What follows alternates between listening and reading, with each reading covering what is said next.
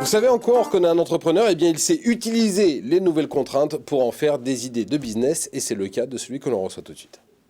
Victor Bourret, bonjour. Bonjour. Vous êtes le PDG de Technis. Votre premier métier, c'est quelque chose qu'on a beaucoup vu depuis quelques mois, un peu partout dans tous les lieux publics. C'est une solution pour compter les personnes qui rentrent et qui sortent d'un lieu. Exactement. On a démarré par des solutions de comptage pour tout type de bâtiment. Et puis ça, c'était déjà il y a maintenant 3 ans. Et puis on s'est développé de plus en plus vers des systèmes d'intégration et vers l'OS du bâtiment qui intègre différents types de capteurs et de services pour nos clients. On va y revenir. Vous avez développé ça il y a 3 ans. Alors on va pas dire que vous aviez pressenti la crise sanitaire. Ça aurait été présomptueux. Mais qu'est-ce qui a présidé à cette idée-là ?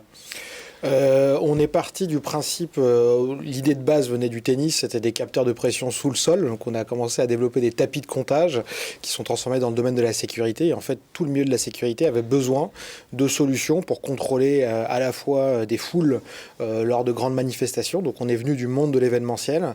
Et puis petit à petit, on est rentré dans les infrastructures, dans le retail et ensuite dans les musées, dans les universités. Voilà, ça permet non seulement de savoir combien de personnes rentrent dans une salle de concert et de plus avoir la personne qui avait un petit truc pour compter à la main. Exactement, qui est un peu moyenâgeux. Et non, mais surtout que ça permet d'avoir des comptages extrêmement précis, extrêmement fiables. Ça permet aussi de mettre les agents de sécurité. Vous voyez, je prends l'exemple d'un magasin. Vous mettez une solution de comptage automatique. Ça permet à l'agent de sécurité de se préoccuper s'il y a du vol, par exemple, à l'intérieur du magasin, au lieu de cliquer sur un cliqueur. Vous parlez des magasins. D'ailleurs, c'est uniquement à l'entrée et à la sortie du magasin, ou vous pouvez également compter combien il y a de personnes dans tel rayon, dans tel rayon? Aujourd'hui, on s'est placé au départ aux entrées du magasin. Ouais. On fait du sous-zonage, donc on peut identifier différentes zones. Et là, on est en train de sortir justement une nouvelle solution retail pour quasiment un full tracking du magasin en lui-même pour avoir une expérience client et une expérience visiteur beaucoup plus développée. Voilà, comme quoi en partant d'un truc tout bête, on arrive à des solutions beaucoup plus évoluées. J'imagine que cette solution de comptage, la demande a dû être énorme au cours des mois écoulés. Ça a été très fort au mois d'avril 2020. On a eu une demande incroyable qui a stagné un petit peu après en septembre 2020 et puis qui a repris depuis le début de l'année, non seulement sur la partie comptage, mais ensuite sur différents types de capteurs, notamment la qualité d'air.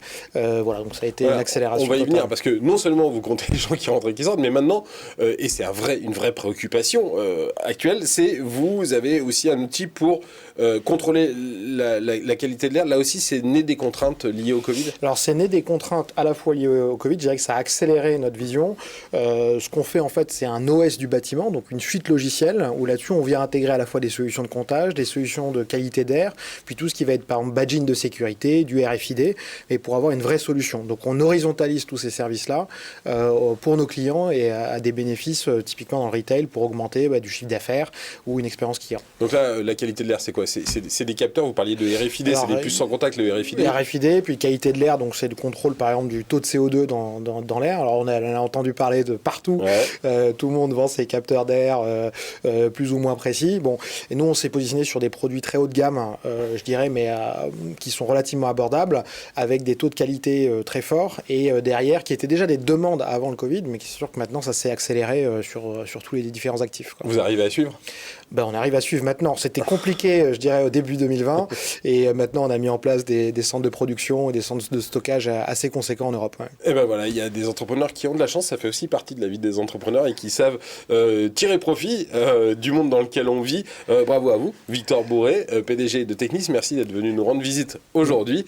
Restez avec nous sur Demain TV. Demain Entreprendre, ça continue tout de suite.